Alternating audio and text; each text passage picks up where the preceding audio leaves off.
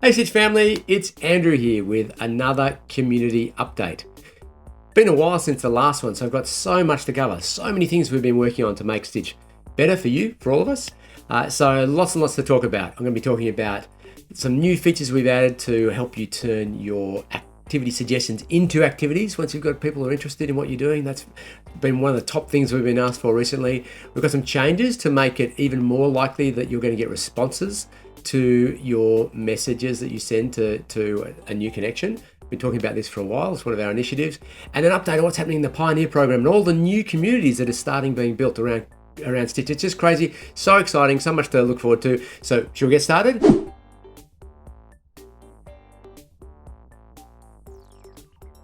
Okay, activity suggestions. It's one of my favorite features on Stitch. It's something we introduced not so long ago, and it's been fantastic to see how it's been embraced by everyone in the community.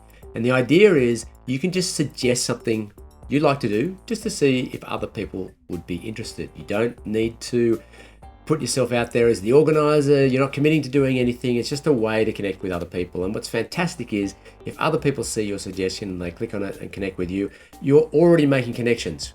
You don't actually have to necessarily do the thing you suggested. Hopefully you will, but you're just connecting with like-minded people, and that's what Stitch is all about. So activity suggestions, it's been great. But one of the number one things we were asked by members is once they've made a suggestion and they've got a bunch of people who are interested, many of them actually want to turn it into an event, into an activity. And you couldn't do that until now, but in the last week, we've just launched that feature to make it easier. Why don't I show you how it works? So in case you don't know, suggestions show up on the activities page. That's because they are suggested activities. So let's take a look at how we find the suggestions that we've made. So if you go to the homepage, click on activities, and then up at the top filter bar, you'll see this little filter you can click on, and you can choose to just look at your own suggestions. So that will list out all of the suggestions that you have made on Stitch. You might have a few, you might have one or two. In my case, I've got one that's live at the moment in Sydney for surfing. I made a while back. And you can see here that 19 people actually got in touch with me to say they're interested. So click into your suggestion and you can see these are all the people who are interested, and I've had a discussion with all of them. And you can see there's this new button called Make This an Activity. It's pretty simple. It just takes your suggestion and then publishes it as an activity, an official activity with a date. Because you know that if you make a suggestion, you typically won't have a date in mind. You might not know where you're going, but it's just an idea. So let's walk through the process. I've got my 18 people, and I've been having a conversation with all these people. They're really keen to go surfing. So I might go through and I click on the Make This an Activity button. And you'll see what Stitch has done is it takes a lot of the information from your original suggestion and pulls it through. If you'd like to change it at this point, you can change the title, but typically you'll just use the same title. So I might hit next. You've got the personal message that goes out with it. Next, you can change this. The description of the activity, you might need to change that because you've now got the location in mind and you might need to update it. How many attendees are attending? And then this is where you start putting in the details of where you're going to go. So in our case, we decided we were going to be going to a beach in Sydney called Freshwater. So I put in the location, skip through, the interest comes from the suggestion, and then you just choose the date, whatever date you've decided for the activity to take place. So in our case, it's on a Saturday or Sunday morning. We often go out on the weekends, and then you skip through all. These are the normal pages that you see when you're creating an activity. But at the end, you do get asked one new question, which is, do you want your suggestion, the original suggestion that you made, to stay live on Stitch after you publish this activity? It's totally up to you. In some cases, the only reason you made the suggestion was just to see if people were interested. Once they're interested, you can go ahead and start creating activities. In our case with the surfing, we actually set up the surfing as a group. And so then we have a weekly event where people get together. It's getting a bit cold now, so not so many people showing up at the moment, but it's going to happen again in a big way when the weather gets warmer. So we have a group and the events happen in place. I've still left the suggestion up there just because you never know. Someone might come along and want to get in touch and just express an interest, but I could just as easily take it down right now. In fact, I probably will. I like to leave it up there for a whole range of reasons, but But it's up to you. Some cases you might have made a suggestion, oh, I want to go see Elton John. And of course, once you've had a few people say, yeah, I'll go see Elton John, you create the event on the date that you're going to the concert. And then after that, you may as well take down the suggestion because it's not relevant anymore. Elton John's only in town for one night only, and that's not relevant. So you just choose whether you want to keep this active or not afterwards, and then essentially just hit submit and away you go. And that's it. It's really easy. It just takes the original suggestion, asks you to add the extra information that you'd like to add, and then publishes it to Stitch just the way that normal activities are made. And hopefully from that point on, if you'd like to keep on doing that activity, you can go back to your past activities on Stitch, and you'll see there's a button there. If you find the event after it's occurred, you can hit the button that says do this again, and then you just create it again. I do that every week for the surfing. Hopefully you'll do that with your events too. That's it. That's it for turning suggestions into activities. Hope you use it. I hope we see a lot of those suggestions being published as activities that people can come along as a group, because that's what the community is all about. All right, what's next?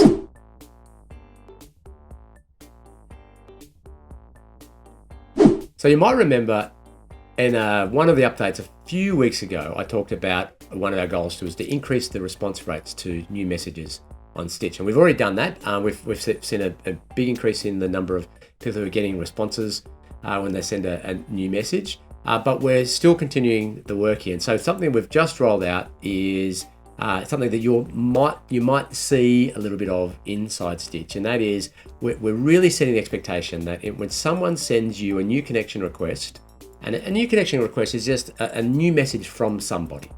Okay, if someone sends you a new connection request, Stitch is going to kind of keep nagging you until you actually choose to action it. Now, you don't have to accept and start a conversation. You might choose to decline, or you might choose to flag it because it's unwanted and not very nice, or there's something wrong with it. We want to know. So in all cases, you need to take some kind of action on it. So let me just show you what you might see. Now, of course, if you're watching this video, you're really responsive and you never need to worry about this. But actually, in case it does pop up occasionally, it's worth knowing what it is. So you might log into Stitch after a few days, you've had a few messages and you haven't responded.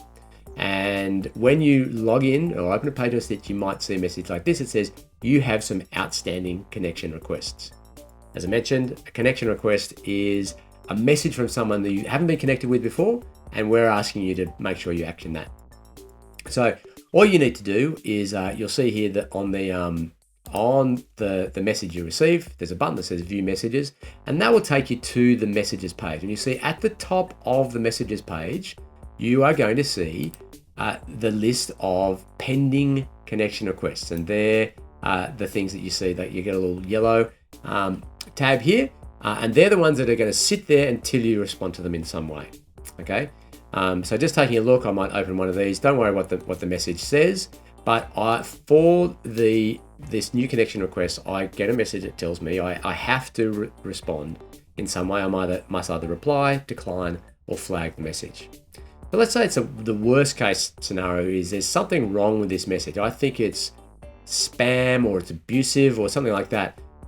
You can flag it, and you're letting us know that what's wrong with it. So if you say this is really terrible, I might choose that it's terrible. And there's something, whether it's creating conflict or sexual harassment.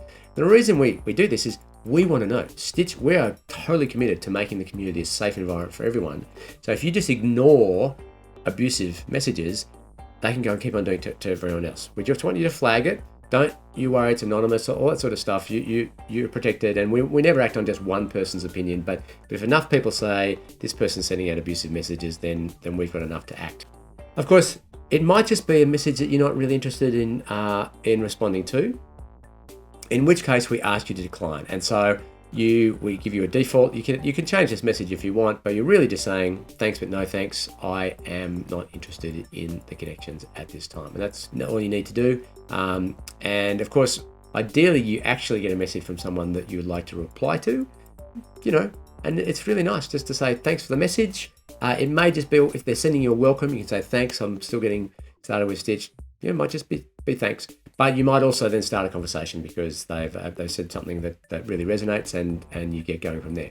So give us your feedback. On the one hand, we know that it might seem like we're being a bit heavy-handed here, requiring you to reply, but actually there's a principle of mutual respect in the community. And for the member, if you're a member who sends a message to a bunch of people and you never get a response, it can be really disheartening.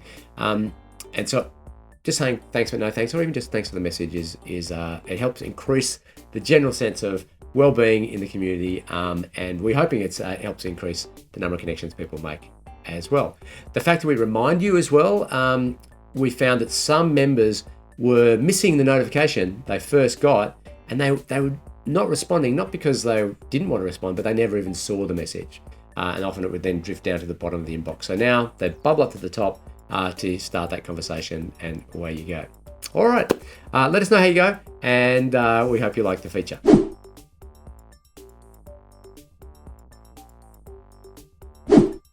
All right, and the last thing for this week's update is some progress on the Pioneer program. Now, I know you may have seen an announcement we made a little while back about the Pioneer program. Pioneer program is really just our way of providing support and encouragement to people who would like to get the community more active in their own area. That might mean your own little neighborhood. It might mean your city. It might mean whatever. It's up to you. If you would like a little bit of help to make that happen, we connect you with like-minded members across the community and give you a bit of mentoring and support and extra capabilities. It's just a way of providing that support for the members who make the community great, particularly when you're starting out. And so the Pioneer program is just launching right now. We're really, really pleased to have had a bunch of Pioneer mentors trained up. So these are champions from across the community, and a bunch of pioneers who've registered. So right now we've got Pioneer mentors in places like, we've got them in Nevada and California and New South Wales and England and Scotland and where are we? Bedford. So anyway, they're all over the place. And then all of our pioneers who've signed up and registered for the program so far, they're again all over the place. We have California, Maryland, Washington State, Oregon, New South Wales, New York, England, Scotland, Edinburgh, Texas, everywhere. So it's really wonderful. Each one of those little pins on the map is a new community that's starting out, a little fledgling community. And as the weeks go on, we're getting more and more and more. So please think about getting involved. It's just fun. I mean, it's nothing to do with being a burden and stuff like that. You just join a group, you get some advice, you get some support, and you just get connected. It's a fun thing to do, and your life gets enriched as a result. If you'd like to learn more, I'll share some links down below, but it's really just go to www.stitch.net/pioneer, and then all the information's there. And if you'd like to register either to be a mentor, you can train you up to be a mentor if you're an experienced member of Stitch, or if you're new and you'd like to just get the community started in your area and you'd like to get more involved, just be a pioneer. We love pioneers. Pioneers are always welcome. So we'll report on that. Our goal is to grow 100 new communities in the next 12 months. I know it's a pretty ambitious goal, but we're a pretty ambitious bunch of people. And what we know is possible, or we know is possible because we see it all the time with the members who are doing amazing stuff in their own areas, the events and activities that are happening. And we're really starting to see that upswing now in so many areas. So get involved. You only get out of it what you put into it, and we'd love to see you register to be part of the program. All right, that's it from me for this week for the update. Very quick update, but covering a lot of territory. We're working on a whole range of other stuff, but as I always say, Stitch can be a bit overwhelming. There's so many things to get your head around, but the only thing you really need to know, if you're a new member and you're starting to get used to it, is just get involved. The more you get involved, the more you get out of being part of the community, and we can all make an impact on each other's lives in a positive way. So, till next time, stay safe and bye for now.